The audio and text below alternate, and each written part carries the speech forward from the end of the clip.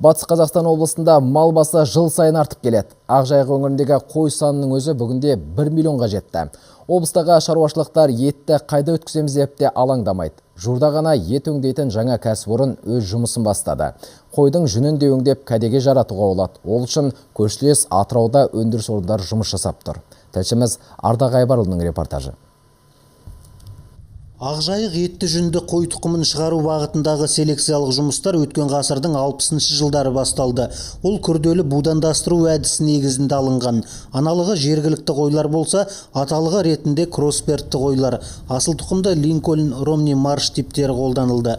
Қошқарларының тірі салмағы 94-тен 120 келіге дейін жетсе, аналықтары 60-70 келі тартады. Әрбір қой шамамен 5-6 келіден жүн береді. Осындай қой тұқымы бір кездері жойылып кете сақтап аман қалды. 2006 жылы сол кезде ректорымыз Мозем Қазбай қаралады. Сол осы мәселені көтеріп, осыны қолдап, жәрдемдесіп, малды сақтап қалуға атсалысты.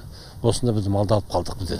Қанша басып қой? Сол кезде көп емес, бір атар жарымдай қой болды, бір 60-70 сақты қошқар болды.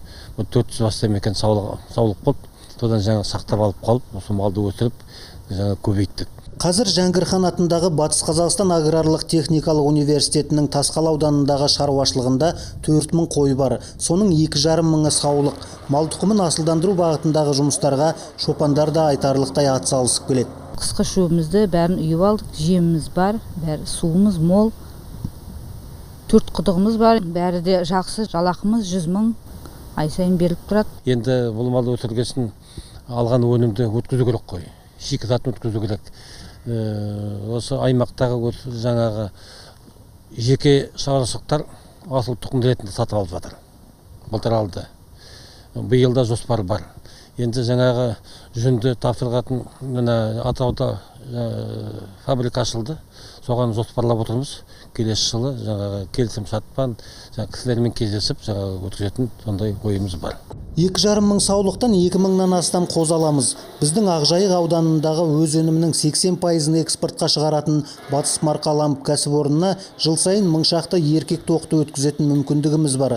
Қазір бұл бағытта келіссөздер жүргізілуде. Сондықтан болашақта Ақжайық қойының еті Ресей мен Өзбекстанға экспортталып, ішкі нарыққа да шығарылатын болады дейді шаруашылықтағылар. Ардақ Айбарұлы, Болат Жарылғасов, Қанат Махмұтов, Хабар, Батыс Қазақстан облысынан.